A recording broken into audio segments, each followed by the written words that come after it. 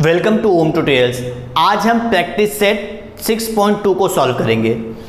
Exercise के question start करने के पहले मैं आपसे रिक्वेस्ट करना चाहूँगा कि अगर आपने हमारे चैनल को सब्सक्राइब नहीं किया है तो प्लीज़ हमारे चैनल को सब्सक्राइब कर लीजिए और बगल में जो बेल आइकन है उस बेल आइकन को प्रेस कर दीजिए, जिससे आने वाले जितने भी वीडियोज़ हैं उसके नोटिफिकेशंस आप तक पहुँचते रहे। अगर हम लोग एक्सरसाइज 6.2 की बात करें तो हमारा जो एक्सरसाइज 6.2 है वो दो कॉन्सेप्ट पे डिपेंड करता है। एक है हमारा एंगल ऑफ इलेवेशन और दूसरा है हमारा एंगल ऑफ डिप्रेशन। क्या होता है कि अगर ऑब्जर्वर जो है, अगर ऑब्जर्वर नीचे है और नीचे से वो किसी ऊपर की चीज को देख रहा है तो यहां पर जो मेरा अप्लाई होता है वो अप्लाई होता है एंगल ऑफ इलिवेशन। बट अगर ऑब्जर्वर ऊपर है और ऊपर से वो नीचे की किसी चीज को देख रहा है तो वो होता है मेरा angle of depression. So angle of elevation में क्या होगा कि जो ऑब्जर्वर रहेगा वो ग्राउंड लेवल पे रहेगा यानी नीचे होगा और वो जिस चीज को देखेगा वो चीज ऊपर होगी, यानी इसका जो लाइन ऑफ विजन होगा वो नीचे से ऊपर के डायरेक्शन में जाता है। सो जब हमारा लाइन ऑफ विजन नीचे से ऊपर की डायरेक्शन में जाता है तो वो होता है हमारा angle of elevation. Angle of depression में जस्ट उल्टा होता है, जो ऑब्जर्वर होता है वो ऊपर होता है और वो नीचे की किसी चीज को देखते रहता है, यानी उसका जो लाइन ऑफ विजन रहता है वो ऊपर से नीचे की तरफ होता है, वहां पर हमारा एंगल ऑफ डिप्रेशन होता है। ठीक है। सो जैसे जैसे क्वेश्चंस आएंगे वो क्वेश्चंस के साथ आपको और ज्यादा आसानी से समझ में आएगा।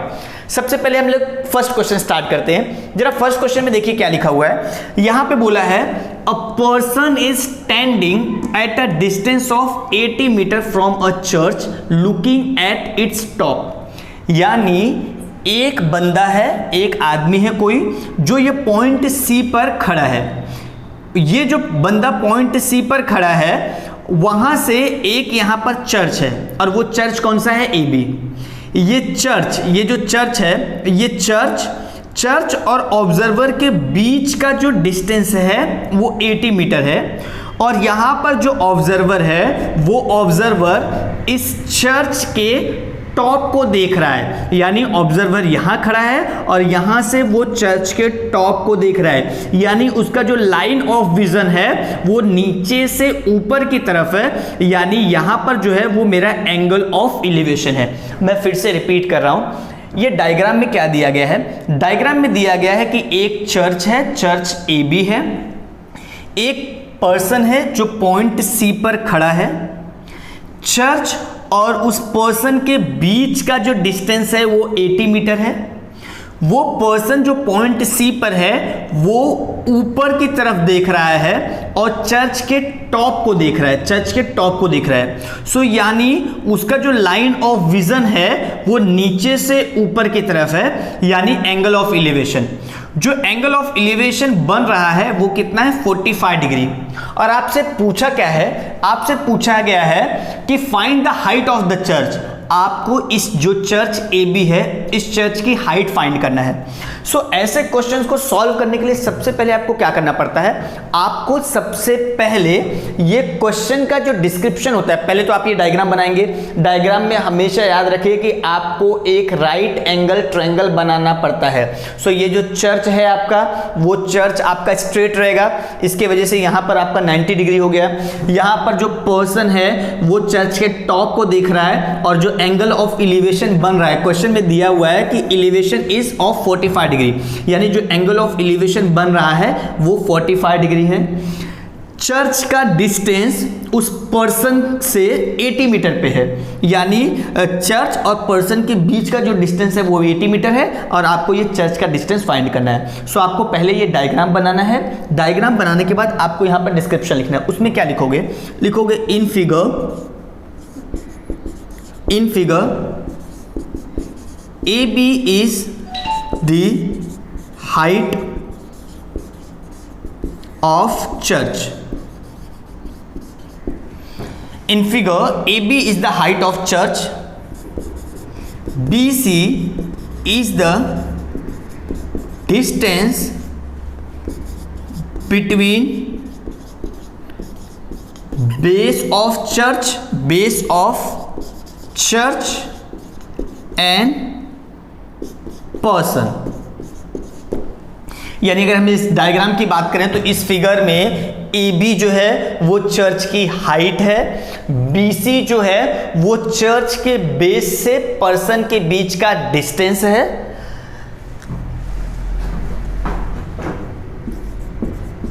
And angle ACB is equals to कितना डिग्री बोला बेटा? आपका 45 डिग्री बोला, तो आपने यहां पर 45 डिग्री लिख दिया। अब एक बात बताइए, अब आपको देखना क्या है? देखिए मैं फिर से रिपीट कर रहा हूं, हमने क्या किया?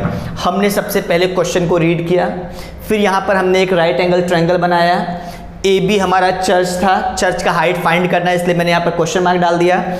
BC यानी चर्च के बेस से पर्सन के बीच का जो डिस्टेंस है वो 80 मीटर है। C वो पॉइंट है जहां पर पर्सन है, ठीक है, वहां से वो किसको देख रहा है बेटा? वो इस चर्च के टॉप यानी A को देख रहा है, यानी उसका जो लाइन ऑफ विजन है वो नीचे से ऊपर की तरफ है, ठीक है। सो मैंने वही लिखा, in figure AB is the height of church, AB church की हाइट है, BC is the distance between base of church and person, BC जो है वो चर्च के बेस और पर्सन के बीच का डिस्टेंस है, जो कितना है बेटा? आपका 80 मीटर है। पर्सन दैट इज 80 मीटर लिख दीजिए। फिर यहां पे बेटा and angle ACB is equals to 45 degree, और ACB जो है वो आपका 45 डिग्री है। अब आपको फाइंड करना है AB। अब बेटा एक बात बताइए, जो आपका जो फॉर्मूला है ट्रिग्नोमेट्री का, वो फॉर्मूला आपको अच्छे से याद होगा, मैं ये उम्मीद करता हूं। अब आप अगर देखो तो आपको अगर सिर्फ देखिए जो एंगल दिया गया ना, ये एंगल पे आपका पूरा कंसंट्रेशन होना चाहिए।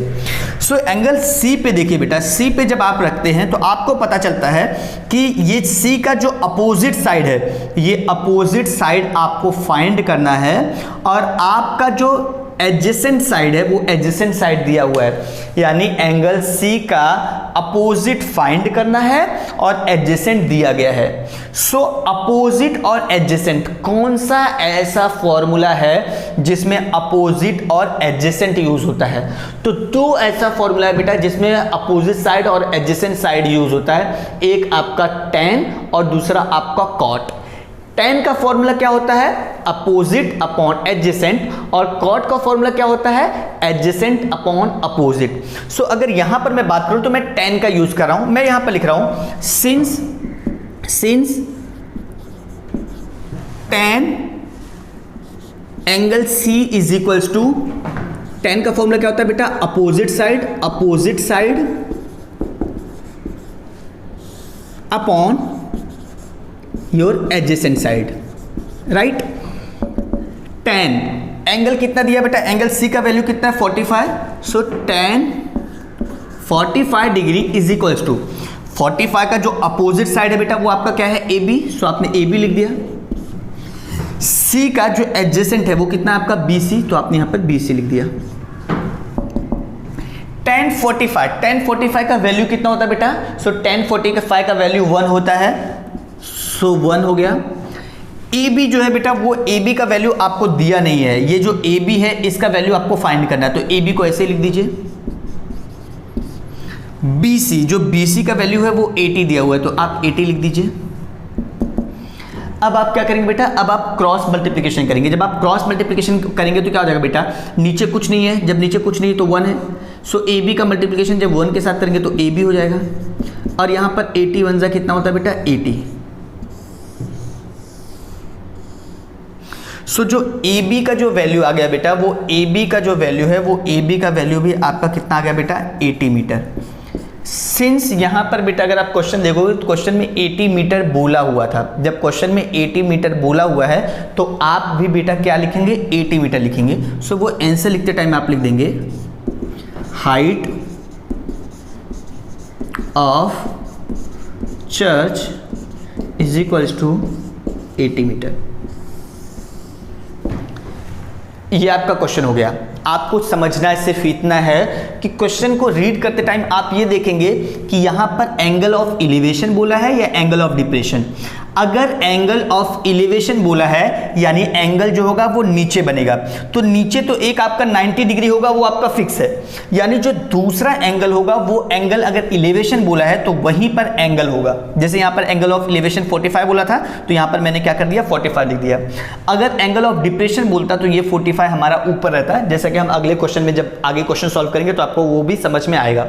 सो ये बेसिकली क्वेश्चन था। क्वेश्चन बहुत ज़्यादा आसान है, आपको सिर्फ ये डायग्राम बनाना है, डिस्क्रिप्शन लिखना है। एक बार अगर आपको डायग्राम और डिस्क्रिप्शन समझ में आ गया, फिर उसके बाद जो कैलकुलेशन है वो कैलकुलेशन तो पूरा आपका फॉर्मूला पे ही बेस्ड है। और मुझे पता है कि अब तक तो आपने फॉर्मूला लर्न कर ही लिया होगा। नहीं लर्न किया है फॉर्मूला तो फॉर्मूला लर्न कर लीजिए, क्योंकि बिना फॉर्मूला के आपका ट्रिगो कभी भी सॉल्व नहीं हो सकता। अब हम स्टार्ट करते हैं क्वेश्चन नंबर 2। क्वेश्चन नंबर 2 को जरा ध्यान से समझिएगा, क्योंकि ये जो क्वेश्चन है वो आपका एंगल ऑफ डिप्रेशन का है। अगर हम एंगल ऑफ डिप्रेशन वाले क्वेश्चन की बात करें तो ये आपका एंगल ऑफ एलिवेशन से थोड़ा सा टफ होता है। टफ कहने का मतलब थोड़ा सा लॉजिकल होता है। अगर एक बार आपने कॉन्सेप्ट पकड़ लिया फिर तो सम एकदम बहुत ज़्यादा इजी हो जाएगा, बट आपको वो स्टार्टिंग में वो कॉन्सेप्ट पकड़ना पड़ेगा। सबसे पहले क्या करना होता है, सबसे पहले आपको क्वेश्चन को एकदम अच्छे से रीड करना होता है। सो आइए पहले क्वेश्चन को अच्छे से रीड करते हैं। क्वेश्चन क्या है, from the top of the light house, light house के टॉप से, लाइट हाउस के टॉप से ध्यान रखिएगा, from the top of the light house, light house के टॉप से an observer looking at a ship, यानी ये आपका लाइट हाउस है। ए बी जो है बेटा वो ए बी आपका लाइट हाउस है। ये ए बी के टॉप से, यानी ये जो पॉइंट ए है इसी पॉइंट ए पर आपका ऑब्जर्वर है। सो ये जो पॉइंट ए है ये आपका ए बी जो है वो आपका लाइट हाउस है। लाइट हाउस के ऊपर यानी पॉइंट ए पर आपका एक ऑब्जर्वर जो है वो बैठा हुआ है। ये जो ऑब्जर्वर है looking at a ship makes an angle of depression of 60 degree. यहां पर जो आप पॉइंट सी देख रहे हैं बेटा, यहां पर एक शिप है, पॉइंट सी पर एक शिप है और ऑब्जर्वर जो लाइट हाउस ए बी के ऊपर बैठा हुआ है वो यहां से वो शिप को देख रहा है। सो कौन सा एंगल बन रहा है, angle of depression 60 degree. Angle of depression कितने डिग्री का बन रहा है, 60 डिग्री। सो यहां पर मैंने आपको बताया था कि एंगल ऑफ डिप्रेशन में क्या होता है बेटा, जो हमारा लाइन ऑफ विजन होता है वो ऊपर से नीचे की तरफ होता है। यानी हमारा ऑब्जर्वर ऊपर है और वो जो देख रहा है वो नीचे के डायरेक्शन में देख रहा है। सो हमारा ये जो लाइन ऑफ ऑब्जर्वेशन है वो ऊपर से नीचे के डायरेक्शन में है, यानी यहां पर एंगल ऑफ डिप्रेशन है। एक चीज याद रखिएगा कि जब कभी हम लोग एंगल ऑफ डिप्रेशन की बात करते हैं तो हमें एक हॉरिजॉन्टल लाइन ड्रॉ करना पड़ता है, एक हॉरिजॉन्टल लाइन आपको ड्रॉ करना पड़ता है। सो जब कभी आपका एंगल ऑफ डिप्रेशन होगा तो आपको एक हॉरिजॉन्टल जो लाइन है वो ड्रॉ करना पड़ेगा। मैंने वो जो हॉरिजॉन्टल लाइन ड्रॉ किया है बेटा वो मेरा AD है यहाँ पर। सो AD जो है वो मेरा हॉरिजॉन्टल लाइन है, ठीक है। अब ये आपका 60 डिग्री है। जब ये आपका 60 डिग्री हो गया, एक बात बताइए, ये जो मैंने हॉरिजॉन्टल लाइन AD ड्रॉ किया है ये BC के पैरेलल है। सो जब AD BC के पैरेलल है और ये आपका ट्रांसवर्सल है तो आपको उल्टा Z दिख रहा है बेटा, यहाँ पर देखिए आपको उल्टा Z दिख रहा है। सो जब उल्टा Z दिख रहा है यानी अगर ये आपका 60 डिग्री है तो ये भी आपका कितना डिग्री हो जाएगा, ये भी आपका 60 डिग्री ही होगा। सो एंगल ऑफ डिप्रेशन में आपको यही याद रखना है। क्या याद रखना है, एंगल ऑफ डिप्रेशन में जो ऑब्जर्वर होगा वो ऊपर होगा और वो ऊपर से नीचे की तरफ, यानी उसका जो एंगल ऑफ विजन होगा वो ऊपर से नीचे की डायरेक्शन में होगा। फिर हम लोगों ने क्या देखा कि जब कभी एंगल ऑफ डिप्रेशन वाला क्वेश्चन आता है तो आपको एक हॉरिजॉन्टल लाइन ड्रॉ करना पड़ता है और वो हॉरिजॉन्टल लाइन जो आपका बेस वाला जो लाइन है उसके इक्वल, मतलब उसके पैरेलल होता है। सो जब AD और BC आपका पैरेलल है, AC आपका ट्रांसवर्सल है, दैट मीन्स आपका DAC और ACB इक्वल हो जाएगा। यानी अगर ये 60 डिग्री है तो ये 60 डिग्री हो जाएगा। उसके बाद आपका क्वेश्चन एकदम इजीली सॉल्व हो जाता है, ठीक है। सो इस डायग्राम में अगर हम लोग बात करें तो पहले हम लोग लिखेंगे, हम लोग क्या लिखेंगे, in figure AB is the height of church। फिर BC जो है बेटा, वो BC क्या है, BC जो है बेटा वो शिप और लाइट हाउस के बीच का जो डिस्टेंस है वो डिस्टेंस है, ठीक है। अब बेटा AB जो है, AB is the height of, sorry church मैंने लिखा बट ये आपका लाइट हाउस है, sorry. AB is the height of light house, previous question में चर्च था तो वही दिमाग में आ गया। सो AB is the height of light house, that is कितना लाइट हाउस, 90 मीटर, तो आपने लिख दिया 90 मीटर। फिर उसके बाद में क्या बोला बेटा, BC is the distance between base of light house and ship. BC जो है वो लाइट हाउस के बेस और शिप के बीच का डिस्टेंस है, और यही हमें क्या करना है बेटा, फाइंड करना है, ठीक। अब यहां पे लिखोगे AD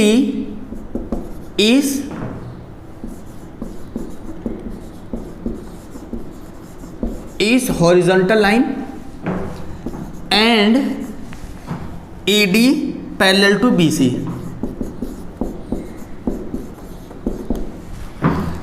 फिर बेटा आपका एंगल ऑफ डिप्रेशन यानी DAC कितना दिया हुआ था, 60 डिग्री, लिख दीजिए angle DAC is equal to 60 degree. Therefore DAC 60 degree हो गया, देयरफॉर एंगल ACB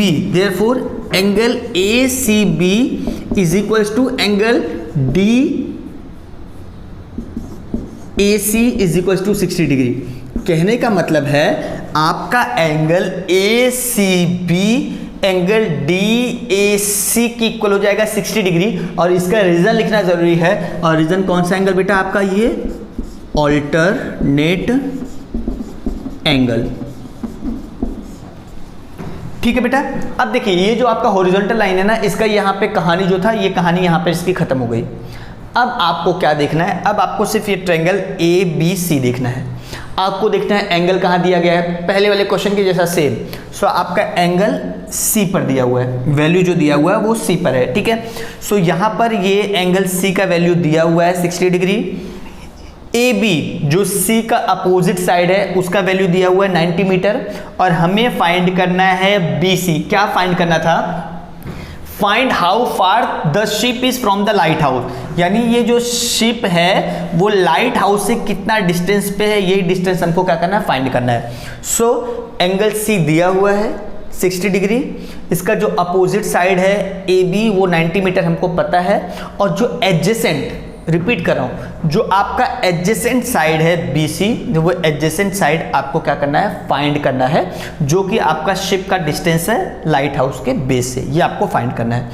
सो बेटा एंगल को आप ध्यान से देखो, जरा C को देखो, C का ये अपोजिट है और ये C का क्या है, एडजेसेंट। अगेन एडजेसेंट और अपोजिट कौन से फॉर्मूला में आता है बेटा, tan के फॉर्मूला में आता है। तो लिखिए सिंस tan 60 डिग्री, सीधा लिख दीजिए, since tan 60 degree is equals to AB upon BC। tan का फॉर्मूला होता है अपोजिट अपॉन एडजेसेंट, तो मैंने सीधा अपोजिट और एडजेसेंट का जो वैल्यू है वो लिख दिया। आपको एक स्टेप और लिखना होगा तो लिख सकते हैं आप tan angle C is equals to opposite side upon adjacent side, जैसे कि मैंने प्रीवियस क्वेश्चन में सॉल्व लिखा हुआ था। अब tan 60 का जो वैल्यू होता है वो कितना होता है, सो tan 60 का वैल्यू होता है √3, तो आपने यहाँ पर √3 लिख दिया। व्हाट अबाउट माय AB का जो वैल्यू है वो 90 मीटर दिया हुआ है, तो यहाँ पर आप 90 लिख दीजिए। BC, ये BC आपको फाइंड करना है तो BC लिख दीजिए। अब हम करेंगे क्रॉस मल्टीप्लिकेशन। BC का मल्टीप्लिकेशन जब √3 के साथ करेंगे तो क्या हो जाएगा, √3 BC। यहाँ पर क्या है बेटा आपका 90, तो 90 आएगा, राइट। अब एक बात बताइए,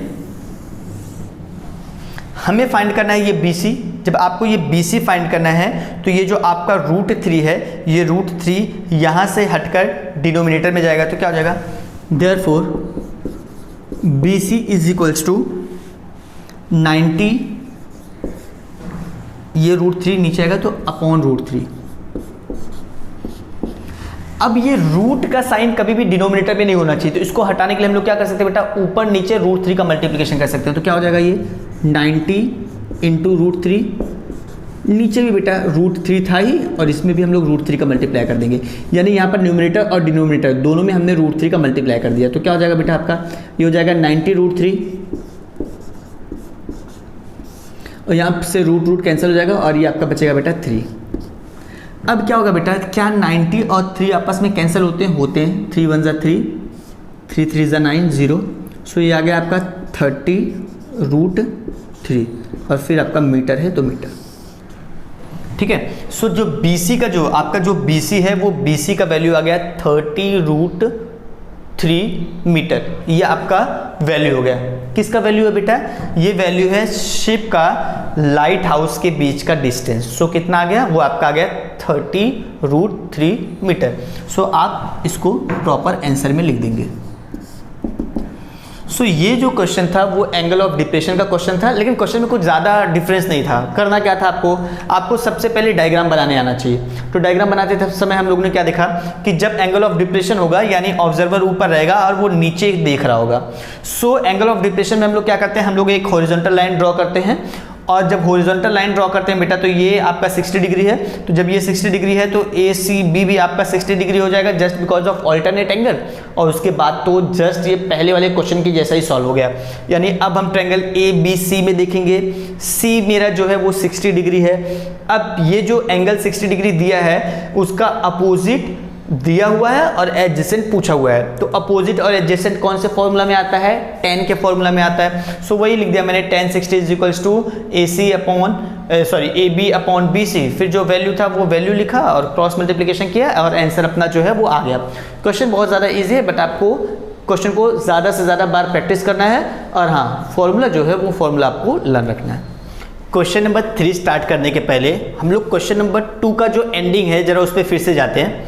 मैंने टेक्स्ट बुक में देखा नहीं था, अभी जब मैं क्वेश्चन नंबर 3 लिख रहा था, थर्ड लिख रहा था, तो मैंने क्वेश्चन में देखा कि वहाँ पर बेटा आपको √3 का वैल्यू दिया हुआ है। सो आपको क्या करना है, आपको फाइनल जो आपका आंसर आया था, कितना आंसर आया था सेकंड के लास्ट में जो आपका आंसर आया था वो कितना आया था आपका 30 √3 मीटर, राइट।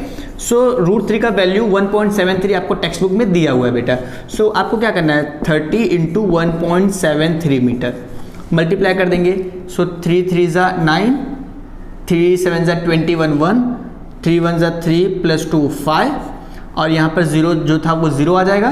फिर यहाँ पर 2 के बाद डेसिमल है तो यहाँ पर भी आप 2 के बाद डेसिमल ला देंगे, यानी कितना हो गया आपका 51.90 मीटर।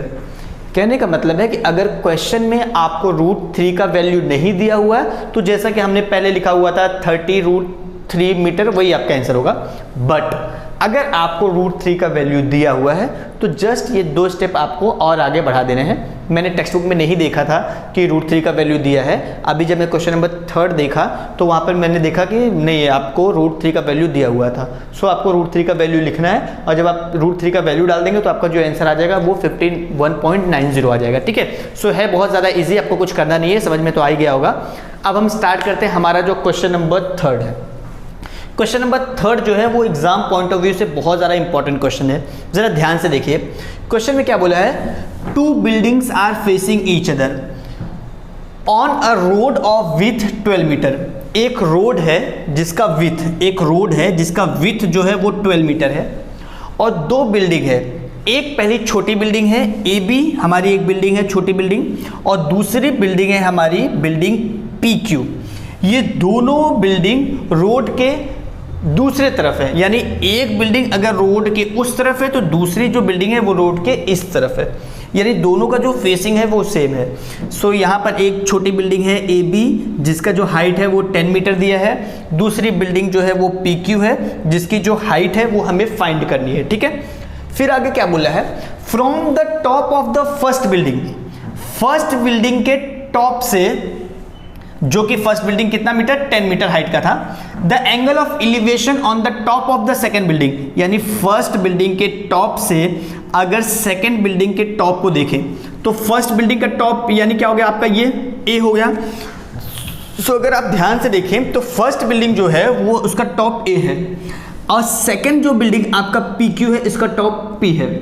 तो अगर ए से हम लोग पी की तरफ देखेंगे तो कहाँ से देख रहे हैं, हमारा जो लाइन ऑफ विजन है वो नीचे से ऊपर जा रहा है, यानी हम ए से पी की तरफ देख रहे हैं, मतलब हम कौन से डायरेक्शन में देख रहे हैं, ऊपर के डायरेक्शन में देख रहे हैं, यानी एंगल ऑफ एलिवेशन है। वो एंगल ऑफ एलिवेशन आपको कितना बोला है बेटा, 60 डिग्री बोला है। The angle of elevation of the top of the second is found to be 60 degree. So कितना डिग्री है ये, 60 डिग्री। पूछा क्या है, what is the height of second building. आपको ये जो सेकेंड बिल्डिंग है वो सेकेंड बिल्डिंग की हाइट फाइंड करनी है। मैं क्वेश्चन समझना बहुत ज़्यादा ज़रूरी है। क्वेश्चन में क्या बोला है कि रोड है, रोड के दोनों तरफ दो बिल्डिंग्स हैं। पहली बिल्डिंग छोटी है ए बी जिसका हाइट 10 मीटर है, और एक बड़ी बिल्डिंग है पी क्यू जिसकी हाइट हमें फाइंड करनी है। अगला क्या बोला है कि फर्स्ट बिल्डिंग के टॉप से जब हम सेकेंड बिल्डिंग के टॉप को देखते हैं तो एंगल ऑफ एलिवेशन 60 डिग्री का बनता है, यानी हमारा लाइन ऑफ विजन नीचे से ऊपर की तरफ है, हम नीचे से ऊपर की तरफ देख रहे हैं। ठीक है, फिर क्या बोला है कि वो दोनों बिल्डिंग के बीच का डिस्टेंस बोलिए या रोड का जो विड्थ है वो कितना दिया गया है, 12 मीटर आपको दिया गया है। और आपको लास्ट में जो फाइंड करना है वो पी क्यू फाइंड करना है। तो कैसे फाइंड करेंगे, सबसे पहले बेटा बिल्डिंग ए बी है तो परपेंडिकुलर दिया जाएगा तो 90 डिग्री हो गया। पी क्यू भी बिल्डिंग है, परपेंडिकुलर रहेगा तो ये भी आपका 90 डिग्री होगा। फिर हमने क्या किया, हमने एक पैरेलल लाइन ड्रॉ किया। कौन सा पैरेलल लाइन ड्रॉ किया, हमने ड्रॉ किया A D parallel to B Q. जब हमने A D parallel to B Q draw किया, सो अब आपका जो ए बी क्यू डी है वो आपका एक रेक्टेंगल बन गया। जब वो रेक्टेंगल बन गया तो अगर ये आपका 10 मीटर है तो ये भी आपका 10 मीटर हो जाएगा, होगा कि नहीं होगा। फिर आपका ये 12 मीटर है, जब ये 12 मीटर है तो ये भी आपका 12 मीटर हो जाएगा।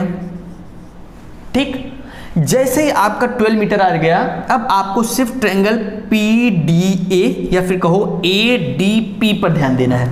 जब आप ए डी पी पर ध्यान दे रहे हैं तो आपको क्या मिल रहा है, आपको मिल रहा है कि ये आपका एंगल दिया गया है और ये जो एंगल सी है इसका ये एडजेसेंट साइड है जो 12 मीटर है यहाँ पर, और ये आपका अपोजिट साइड है। तो tan 60 का यूज करके, एडजेसेंट और अपोजिट का यूज करके हम लोग क्या फाइंड कर लेंगे, हम लोग फाइंड कर लेंगे हमारा यहाँ पर PD। तो जो भी आपका PD आ गया तो बस उसी PD को ये DQ जो आपका 10 मीटर आ गया है तो इसी DQ के साथ ऐड कर देंगे। तो जब आप PD को DQ के साथ में ऐड कर दोगे तो आपका कंप्लीट जो है वो PQ का वैल्यू जो है वो आ जाएगा। है बहुत ज़्यादा इजी क्वेश्चन, ठीक है, बट अभी समझने में आपको थोड़ा सा लेंदी लग रहा होगा, बट मैंने एक बार कोशिश किया कि अपने तरीके से जितना ज़्यादा आपको क्लियर हो सके वो क्लियर करने का। अभी मैं सॉल्व करूंगा तो आपको समझ में आ जाएगा, बट अगर फिर भी आपको कुछ नहीं समझ में आ रहा है तो आप कॉमेंट में जाकर पूछ सकते हैं, मैं वहाँ पर आपको रिप्लाई दूंगा। ठीक है, सो सबसे पहले हम लोग पूरा डिस्क्रिप्शन लिखेंगे। हम क्या लिखेंगे, इन फिगर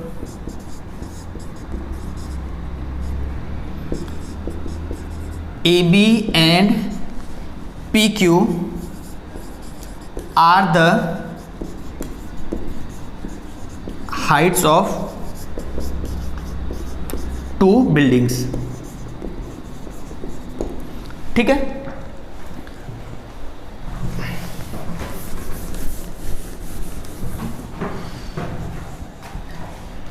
फिर आगे हम लोग क्या लिखेंगे, BQ इज द, क्या वो यहां पे बोला है कि विथ 12 मीटर है, सो BQ is the width of the road, ये आपको बोला गया है। अब हम लोग क्या लिखेंगे,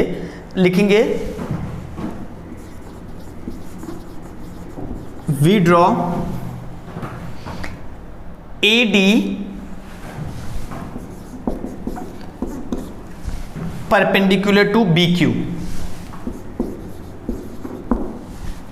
ठीक है, नाउ सीधा लिख दिया, नाउ क्वाड्रिलेटरल, सीधा आप लिख सकते हैं, now quadrilateral ABQD, now quadrilateral ABQD is rectangle. जब ये रेक्टेंगल हो गया, therefore AB is equals to DQ is equals to A B और डी क्यू कितना 10 मीटर, तो आप लिख दीजिए 10 meter and A D is equals to B Q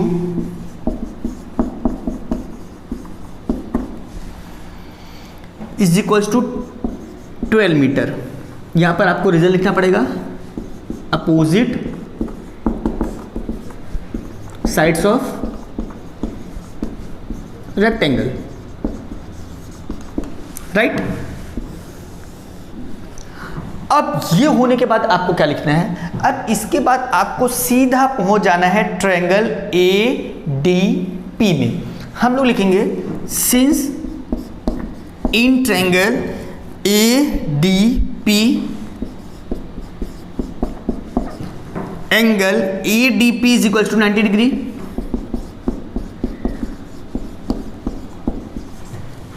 and angle P A D is equal to कितना बेटा आपका 60 degree. Therefore मैंने फिर से क्या बताया कि अगर आपका ये 60 डिग्री है तो अब आपको देखना है कि आपको फाइंड क्या करना है और आपको दिया हुआ क्या है। सो ये ए का जो अपोजिट साइड है पी डी, ये आपको फाइंड करना है और ये जो एडजेसेंट है वो दिया गया है। अपोजिट और एडजेसेंट किस में आता है, tan में। तो लिखिए therefore tan 60 degree is equals to, तो इसका अपोजिट क्या है आपका पी डी अपॉन एडजेसेंट क्या है आपका ए डी। tan 60 का जो वैल्यू होता है वो कितना होता है आपका tan 60 का √3। So √3 is equals to P D. P D आपको नहीं पता है तो पी डी ऐसे लिख दीजिए।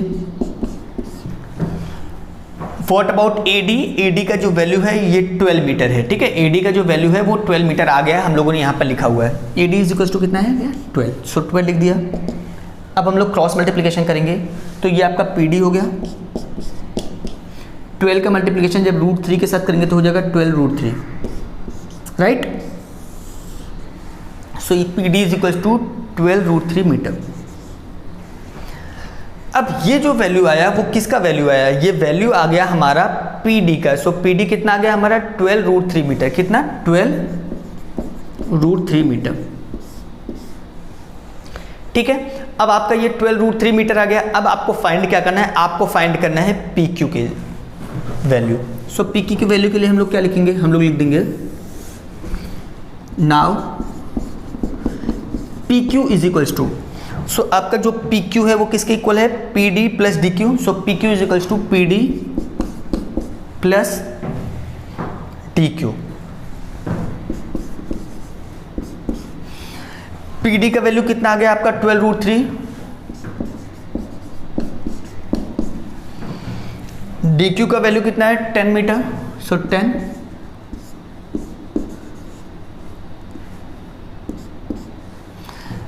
अब जो है अगर आप देखिए इसको भी अगर आप आंसर लिख देते हैं तो भी चलेगा। इसको आगे अगर आप शॉर्ट करते हैं, आपको पता है कि यहाँ पर जो 5 है मतलब यहाँ पर 12 √3 है और यहाँ पर 10 है, तो यहाँ पर हम लोग 2 को कॉमन ले सकते हैं। जब आप 2 को कॉमन लेंगे तो क्या हो जाएगा, 2 को जब कॉमन लेंगे तो यहाँ पर 6 √3 बिकॉज 2 6 12 प्लस 2 5 सो ये भी आ जाएगा।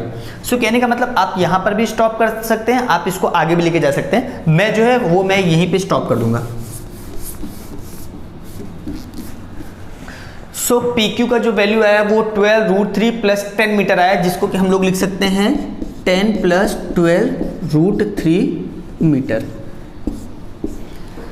हमें फाइंड क्या करना था, हमें फाइंड करना था सेकंड बिल्डिंग का हाइट, और सेकंड बिल्डिंग हमारा क्या था P Q. So P Q के जो हाइट आ गई वो पी क्यू की हाइट हमारी आ गई 10 plus 12 √3 metre.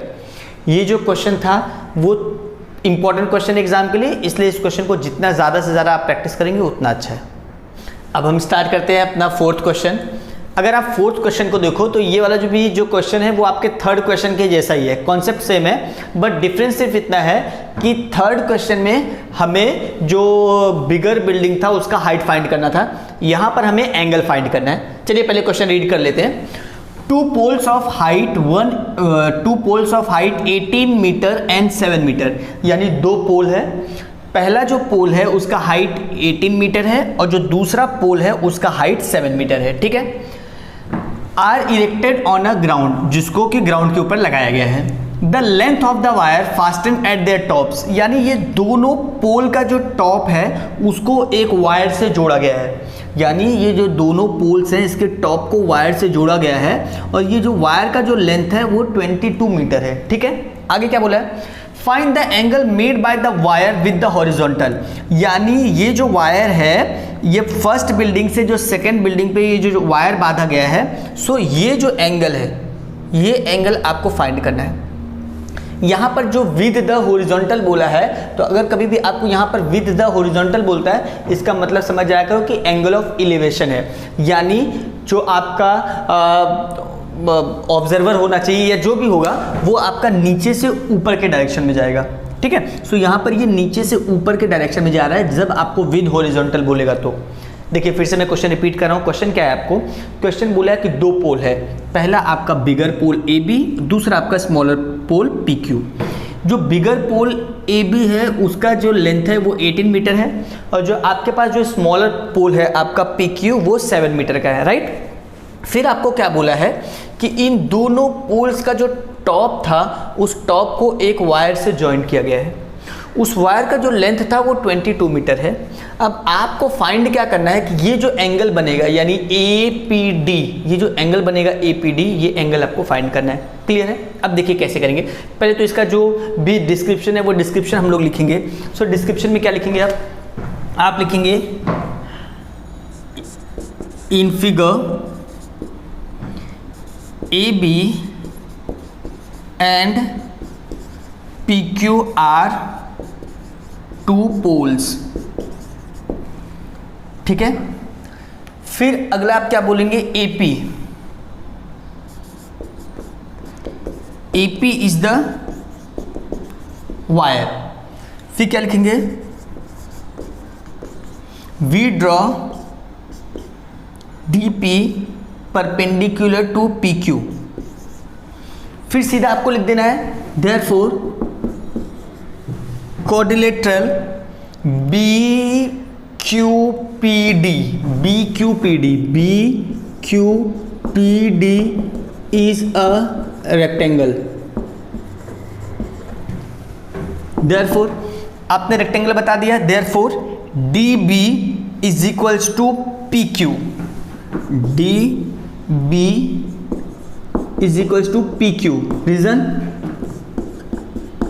Opposite sides of rectangle. ठीक है बेटा, dB आपको नहीं दिया तो dB को ऐसे रख दो। What about your PQ, so PQ 7 है तो यहां पर 7 आ जाएगा। सो dB का वैल्यू जो है वो 7 आ गया। एक बात बताइए, आपका ये जो dB है वो आपका कितना आ गया, 7 मीटर आ गया। ठीक है, इसको साइड कर दीजिए।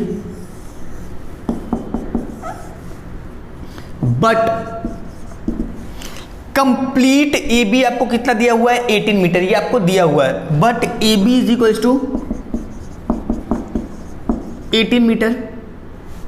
देयरफॉर ये जो आपका ए बी है, ये ए बी को आप क्या लिख सकते हो, A D plus D B लिख दीजिए। A D plus D B is equals to आपका 18 मीटर। ए डी ऐसे रहने दीजिए। What about D B, D B कितना है आपका, डी बी जस्ट अभी हम लोगों को मिला था, डी बी कितना मिला था, 7, तो 7 लिख दीजिए।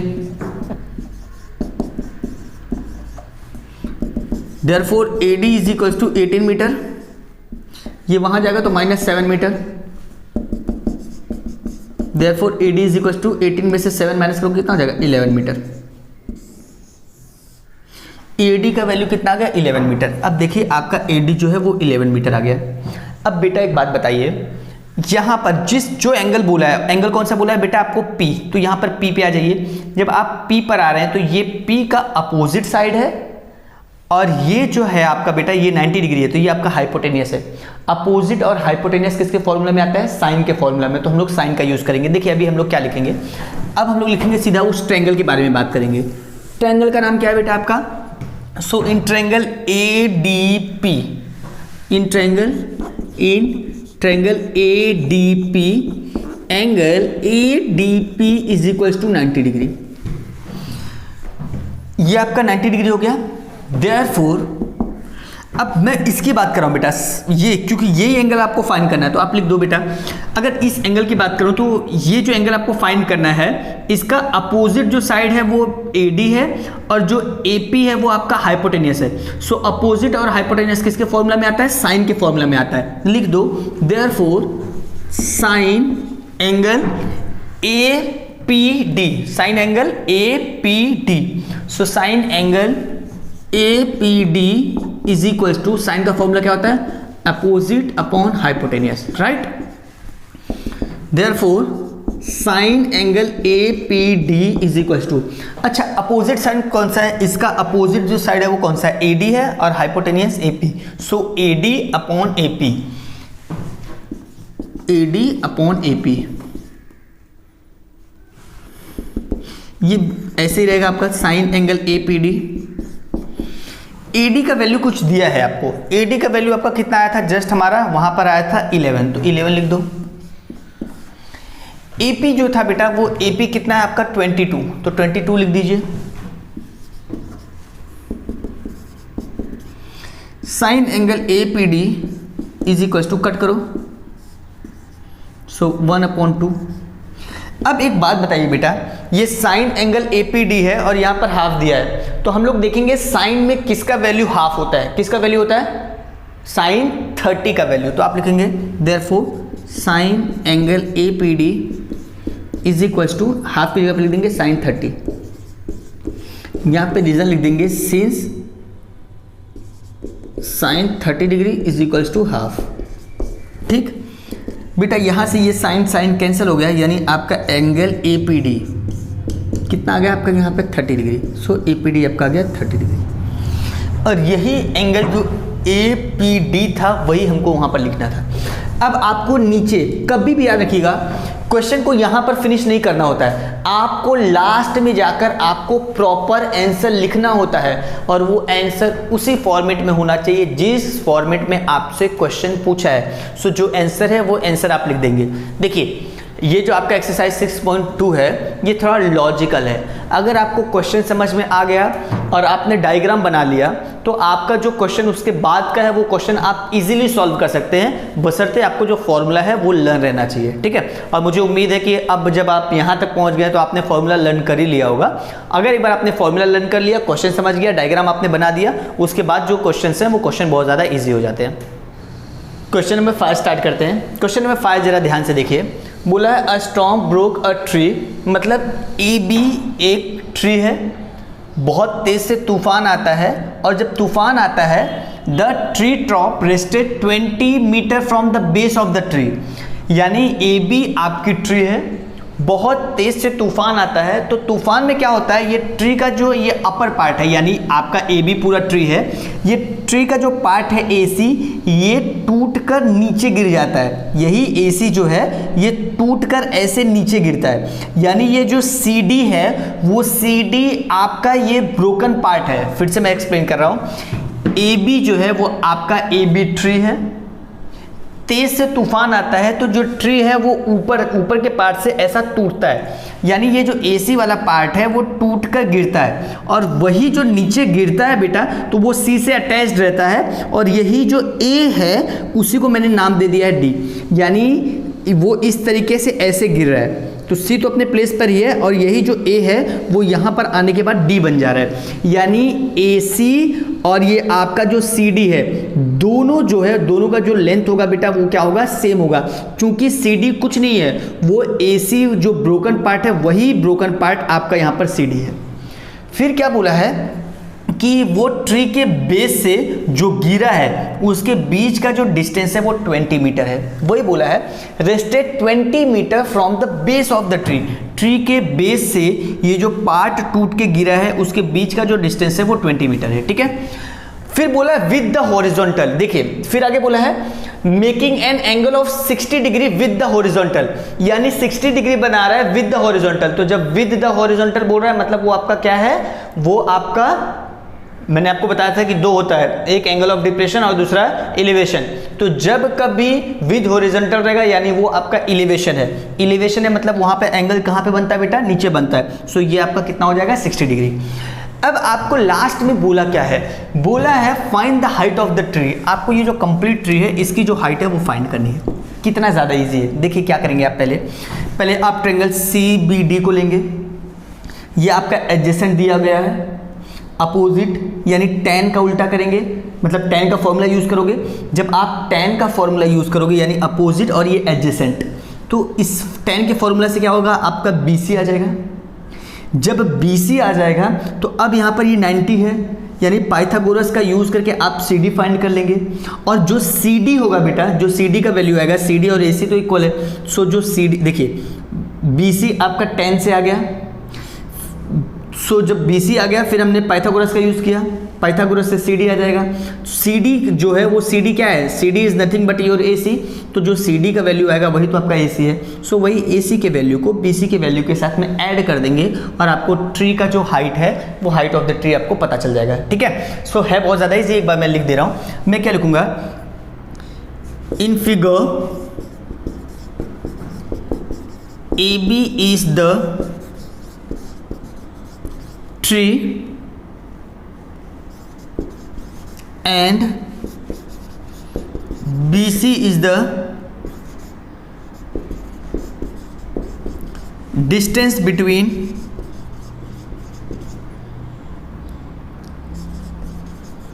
base of the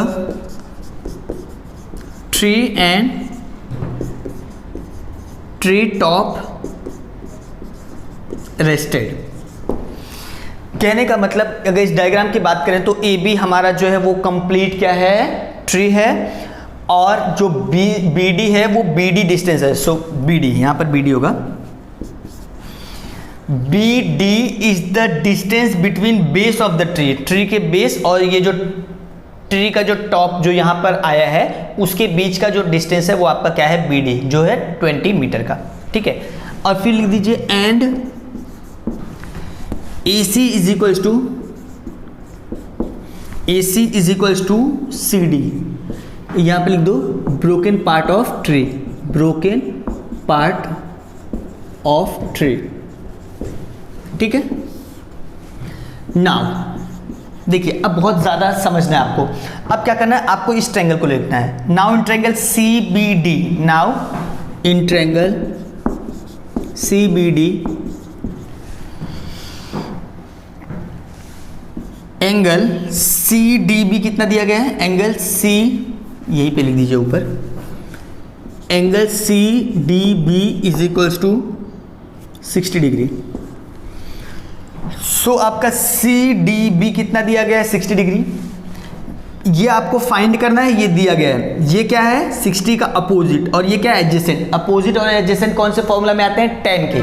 therefore tan angle CDB is equals to opposite upon adjacent, right. tan angle CDB कितना है, CDB कितना है आपका 60 डिग्री, सो 60 डिग्री।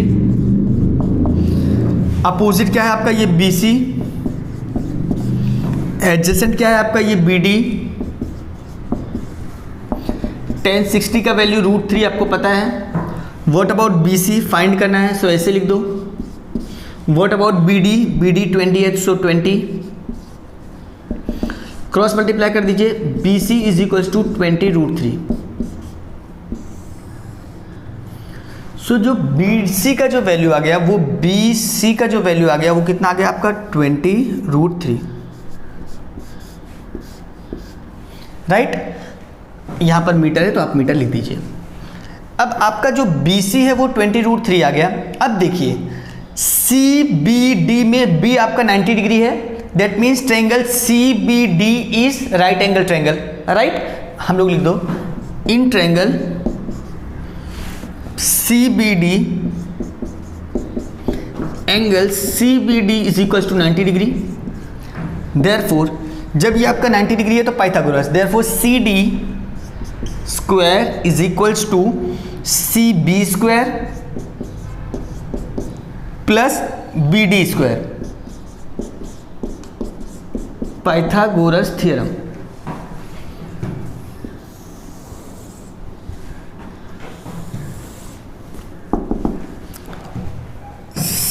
सी डी कितना है आपको फाइंड करना है, तो उसको ऐसे लिख दीजिए, देयरफॉर सी डी स्क्वायर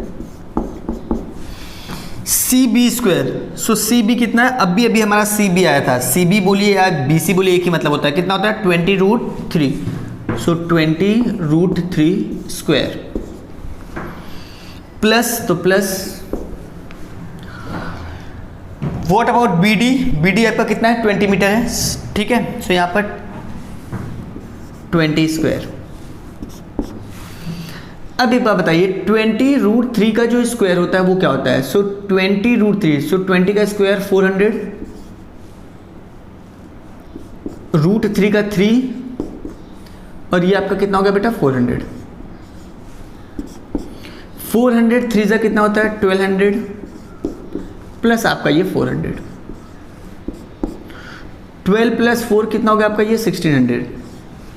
तो ये किसका वैल्यू है बेटा, ये सी डी स्क्वायर का है ना, बट हमें सी डी फाइंड करना है। सो सी डी फाइंड करने के लिए मतलब हमको दोनों साइड का स्क्वायर रूट लिख देना है, therefore C D is equals to 1600 का square root, taking square root, therefore C D is equals to 1600 का कितना होता है स्क्वायर रूट आपका 40। सो ये हो गया 40 मीटर। अब एक बार बताइए आपका सी डी कितना आ गया 40 मीटर आ गया, ठीक है। यहाँ पर AC और CD सेम हम लोगों ने लिखा था उसको 1 लिख दीजिए आप, ठीक है। ये जो आपको आया था इसको 2 लिख दीजिए, ये आपका जो आया उसको 3 लिख दीजिए। अब आप लिख दीजिए from 1 and 1st and 3rd, from 1st and 3rd we get what we get. बेटा देखो AC और CD क्या है बेटा सेम है, that means AC is equals to CD is equals to 40 metre. So AC भी जो आ गया वो आपका 40 मीटर आ गया। अब आपको क्या फाइंड करना है, अब आपको सिंपल फाइंड करना है AB, और इस AB के लिए हम लोग क्या करेंगे AC में CB को ऐड कर देंगे, बस बहुत इजी है, ठीक है। सो यहाँ पर मैं लिख दे रहा हूँ, थोड़ा सा स्पेस चाहिए, लिख दो नाउ। यहाँ पर आपका क्या है AB, now AB is equals to AC plus CB, AC plus CB। Reason क्या लिखना है, since A dash C dash B, ये लिखना जरूरी है, A डैश C डैश,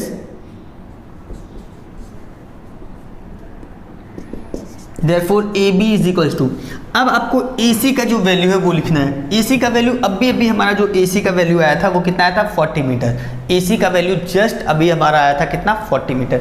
सो यहाँ पर लिख दीजिए 40 प्लस CB आपको कितना दिख रहा है, CB 20√3, CB हमारा आया था, CB बोलिए या BC बोलिए कितना 20√3, तो लिख दीजिए 20√3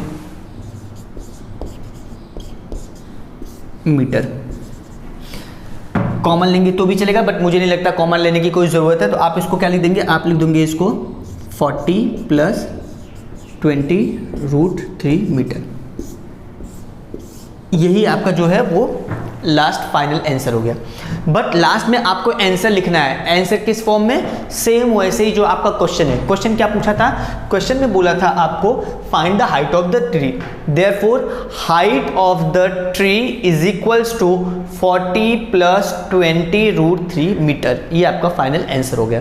आप वहां पर चाहते तो 20 को कॉमन ले सकते थे बाहर, बट मुझे नहीं लगता आपको उसकी ज़रूरत है। आप ये लिखो या उसको कॉमन लीजिए, दोनों में जो आपका आंसर आएगा दोनों आपका आंसर राइट ही है, उसमें कोई दिक्कत की बात नहीं है। सो आपका फाइनल आंसर हो जाएगा the height of the tree is equals to 40 plus 20√3 metre.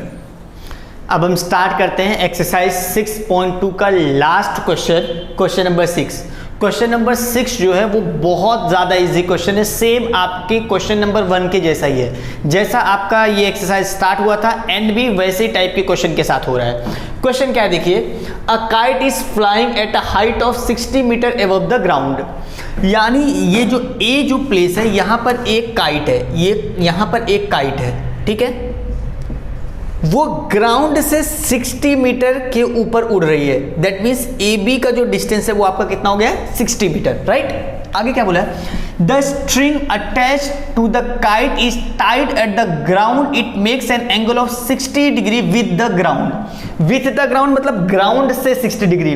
That means वो आपका क्या हो जाएगा, एंगल ऑफ एलिवेशन, यानी नीचे जो है वो आपका 60 डिग्री, राइट. यहां से बोल रहा है कि ये जो AC है वो आपका एक स्ट्रिंग है जिसको काइट के साथ में अटैच किया गया है. आपको बोला है कि एज्यूम कीजिए कि ये जो स्ट्रिंग है वो एकदम से स्ट्रेट है और आपको इसी ये जो स्ट्रिंग है इसी धागे का जो हाइट है वो हाइट आपको, इसी धागे का जो लेंथ है, सॉरी, वो लेंथ आपको क्या करना है, फाइंड करना है. यानी आपको जो फाइंड करना है वो AC का जो वैल्यू है वो वैल्यू फाइंड करना है. बहुत ही ज़्यादा इजी क्वेश्चन है, ठीक है. सबसे पहले क्या करेंगे, इसका जो डिस्क्रिप्शन है वो लिख देते हैं. तो क्या लिखेंगे, in figure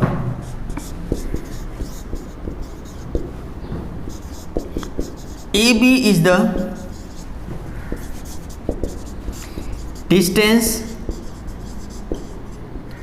between kite and ground.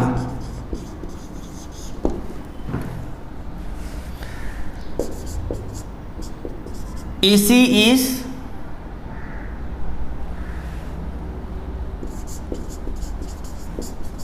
length of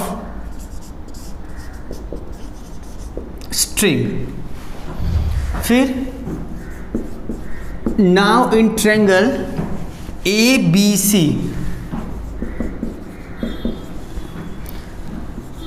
angle ACB is equals to 60 degree. ACB is equals to 60 degree. ये आपका 60 डिग्री हो गया. अब एक बात बताइए, आपको 60 का जो अपोजिट है वो दिया गया है और AC यानी हाइपोटेनियस आपको फाइंड करना है. अपोजिट और हाइपोटेनियस किसके फॉर्मूला में आते हैं, जी हाँ, साइन के फॉर्मूला में आता है. तो आपको क्या लिखना है, आपको लिखना है sine angle ACB, sine angle ACB is equals to क्या होता है, opposite upon hypotenuse. Therefore sine ACB कितना आपका 60, सो 60